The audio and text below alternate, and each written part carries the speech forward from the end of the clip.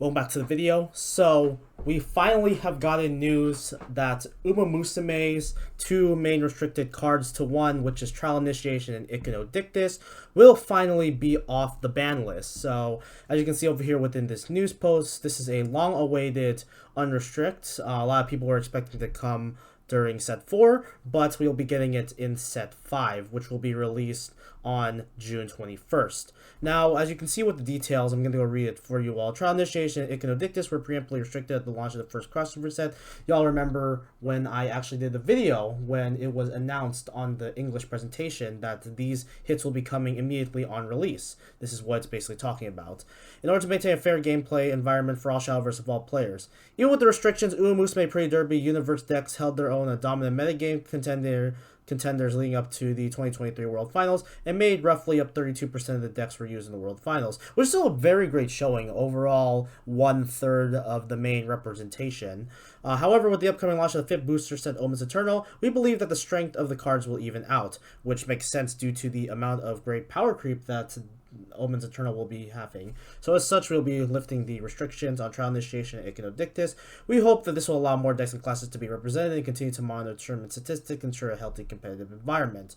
So the main reason why this is pretty much going to be unrestricted is because going a similar route to Japan, a lot of people were not playing as much Uma Musume due to how much big of the power creep was Omens Eternal set, which gave rise to a lot of different classes. So you're kind of seeing some of their main thinking process over here. But what I'm going to be talking about today is basically a revisit, but go on the flip side on how impactful will the Uma Musume UNHIT be for Shadowverse Evolve English. So I'm going to give main 3 reasons why this could potentially be pretty strong overall, and then see what my potential prediction is at the conclusion. The first thing that could really help for main Uma Musume players is that there is a strategy that could see a potential rise that not a lot of people have been utilizing in the JP side, but English can really work within this as well, and that is this specific card, Winning Ticket. Now, this card has Storm, but on Fanfare, if there's a Trial Initiation and Narita Taishin in your cemetery, give this follower +3/+1. This is really good for decks that want to thoroughly push, especially very early. What you could also do is have like play down Trial Initiation, which is cost 1. Second play down the Narita Taishin, crash it down, and then go set up for that Winning Ticket main 5 Storm. I think this card is going to be really good heading into Omens Eternal. I definitely know that this main universe is aged, but overall I think that this could be a nice archetype that can see rise in play too as well. Also, looking at some of the main decks within Dexander, we kind of saw a deck like this, which is mainly Storm aggro. It can be potentially put into the fray. We've seen a lot of different decks within like the Storm aggro variants in Uma Musume back then, but I think with Trial Initiation coming off the list, this is going to be really great for a lot of these playstyles. You can especially do stuff with stuff like Eat Fast, Jump Fast, and a lot of different cards that just really thoroughly nice push. So I think that's going to be a potential underrated deck that a lot of people could be taking a look at. Second thing I do want to go mention for the main 3 points that I have is that looking now at Iconodictus, this really helps a lot of the defensive strategy decks. So if you're playing basically a deck like I like been doing, which is Combo Spell, this card is honestly one of the best extenders overall, mainly because you can just look at on Fanfare play, look at top 3 cards of your deck and reveal an Amulet or Uma Musume card. Most of the time it's going to be an Uma Musume card, and this main stat total is 2/4, which is really good on the hard play 3. So I think that's a lot of advantage for people who like the main Daiwa Vodka engines or just basically a use of Daiwa archetype. This is going to be a really good card to now put back at 3, and this is also going to be really good for especially decks that want to go push slower with words. So you can go more of a defensive strategy in your Daiwa Vodka engine and mainly rely on stuff like some of your spells and such, rather than trying to go rely on a bit more general mid-game and more going tempo. This time you can play a bit more slower in like a mid-range variant with the Daiwa's card, or even go just more control like I've been mainly doing. The last thing I want to mention is actually a combination between both cards, and another thing that will be really good with these two coming off the list is that going first is not going to be a detriment to Uma Musume. What I mean by that is, if we go back to our example deck within the Storm aggro, it's going to be really good to get some of these cards just on hard plays.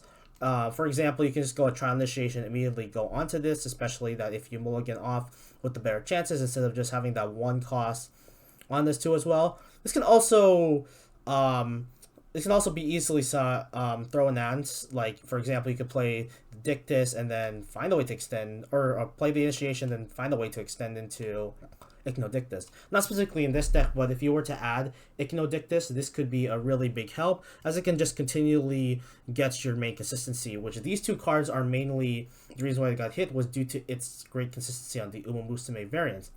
But now the brakes are off, so it's going to be really good to see potentially a lot more top decks utilization too as well, especially if you main Uma Musume, so it's pretty cool to see that too as well. And you don't really have to rely on stuff like Agnes Tachyon Evo to continually loop Trial Initiation itself. You finally have some easy paths to just go play it down. So these are potentially some ideas that could be brought onto the table of how impactful this hit could be. Overall, what I'm thinking is that I think the Omen cards are a bit more stronger, and we'll get to our video on winners and losers about it. But I think that this is a nice curveball that Cygames has added into the English meta, mainly especially because I think a lot of people will be underestimating how fast Uma Musume can be. I think it's very on brand, considering that they are basically like a horse race.